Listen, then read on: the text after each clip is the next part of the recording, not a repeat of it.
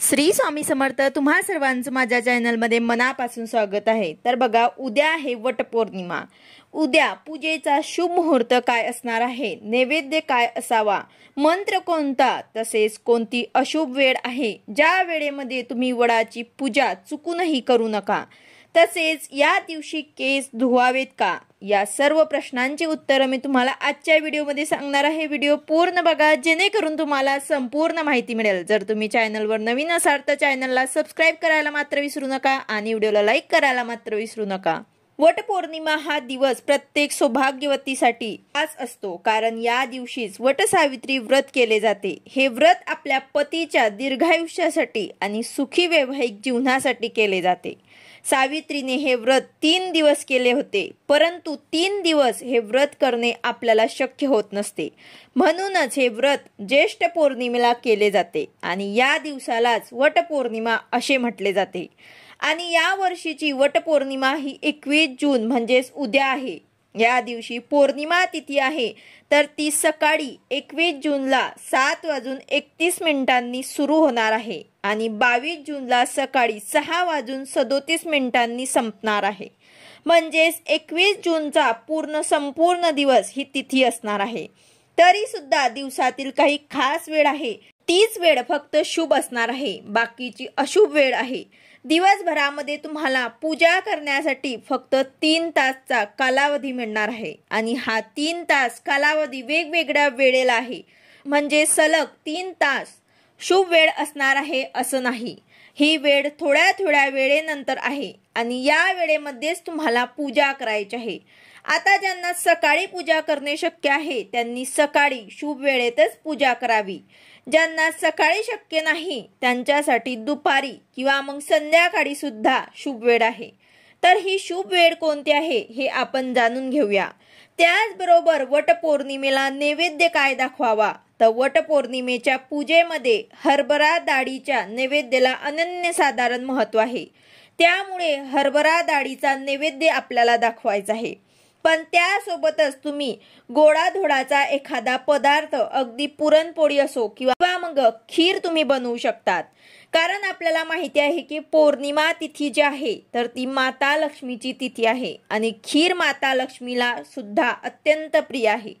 त्यामुळे तुम्ही हरभरा डाळी सोबतच तुम्ही गोडाचा कोणताही पदार्थ, खीर बनवली तरी चालेल, पुरणपोळी बनवली तरी सुद्धा चालेल, किंवा मग दूध साखर किंवा मग खडी साखर।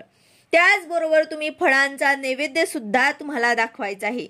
त्यामध्ये तुम्हाला आंबा जो आहे त्याला अनन्यसाधारण महत्त्व आहे। वटपौर्णिमेला फळांमध्ये आंब्याला खूप महत्त्व आहे, तर तुम्ही फळांमध्ये आंबाचा नैवेद्य सुद्धा दाखवू शकतात। तर अशा प्रकारे जे जमेल ते तुम्हाला नैवेद्य दाखवायचं आहे। तिच्या दीर्घायुष्यासाठी एक मंत्र आहे, वटमूले स्थितो ब्रह्मा वटमध्ये जनार्दन वटाग्रे तू शिवो देव सावित्री वटसंस्कृता। हा मंत्र सुद्धा आपल्याला म्हणायचा आहे। आता कोणत्या शुभ वेळेत आपल्याला पूजा करायची आहे, तर बघा, या दिवसाचा सूर्योदय सकाळी 5:46 होणार आहे आणि सूर्यास्त 7:11 संध्याकाळी होणार आहे। आणि वडाच्या झाडाची पूजा सूर्यास्तानंतर केली जाणार नाही, त्यामुळे सूर्यास्ताच्या अगोदरच आपल्याला करायची आहे।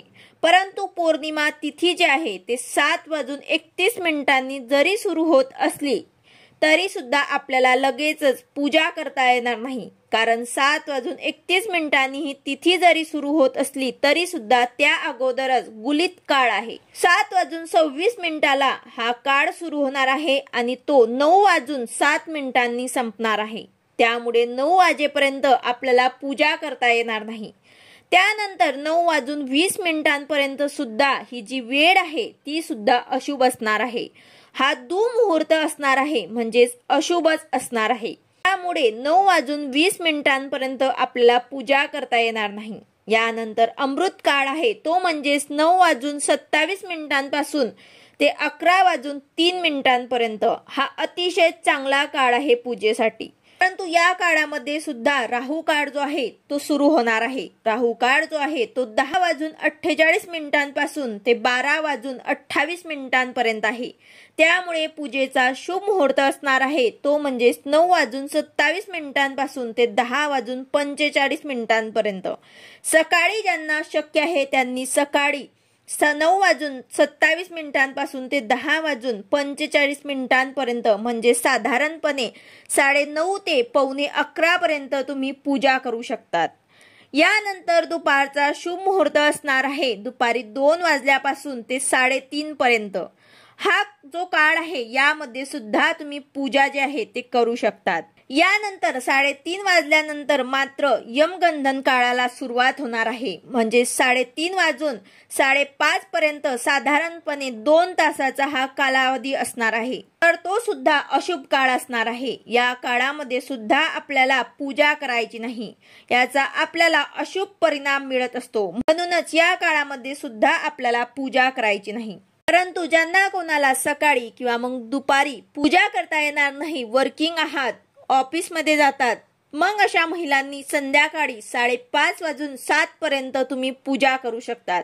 कारण सूर्य मावळणार आहे 7:11 त्यामुळे 5:30 ते 7 या वेळेत जरी तुम्ही पूजा केली तरी सुद्धा हे शुभ राहणार। अशा प्रकारे या दिवसाचा शुभ आणि अशुभ वेळ असणार आहे।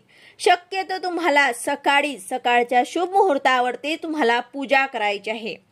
त्याचबरोबर ज्या स्त्रियांना आता मासिक धर्म चालू असेल त्यांनी पूजा करावी का हा प्रश्न देखील बऱ्याच महिलांना पडलेला आहे। तर वटपौर्णिमेच्या दिवशी जर तुम्हाला 5वा दिवस येत असेल तर तुम्ही सकाळी स्वच्छ केस धुवून आंघोळ करून पूजा करू शकतात। किंवा जर तुम्हाला या काळामध्ये मासिक पाळी चालू असेल तर तुम्ही पूजा करू नका, या वर्षी फक्त उपवास केला आणि मनामधून प्रार्थना केली तरीही चालेल। तसेच इतर स्त्रियांनी या दिवशी केस धुवावे का, तर या दिवशी शुक्रवार असल्यामुळे तुम्ही अवश्य केस धुवू शकतात। कारण एखादी पूजा मांडायची असेल, कोणती पूजा करायची असेल किंवा कोणता व्रत करायचा असेल, उपवास करायचा असेल तर या दिवशी आपण सर्वजण स्त्रिया केस धुत असतो। तर यामुळेच तुम्ही या दिवशी केस मात्र अवश्य धुवू शकतात। तर अशा प्रकारे आजच्या व्हिडिओमध्ये मी तुम्हाला वटवृक्षाची पूजा करण्याचा शुभ मुहूर्त सांगितला आहे। शक्यतो तुम्ही सकाळच्या मुहूर्तावर तेच पूजा करण्याचा प्रयत्न करा। भर उन्हामध्ये पूजा करण्याचं टाळा, कारण हे तुमच्यासाठी सुद्धा चांगलं राहील। तर अशा प्रकारे तुम्हाला उद्या शुभ मुहूर्तावर ते वडाची पूजा करायची आहे आणि आपल्या पतीच्या दीर्घायुष्यासाठी प्रार्थना करायची आहे। व्हिडिओ आवडला असेल तर लाईक करा, शेअर करा, सबस्क्राइब करा। भेटूया अशाच नवीन व्हिडिओ सोबत। श्री स्वामी समर्थ।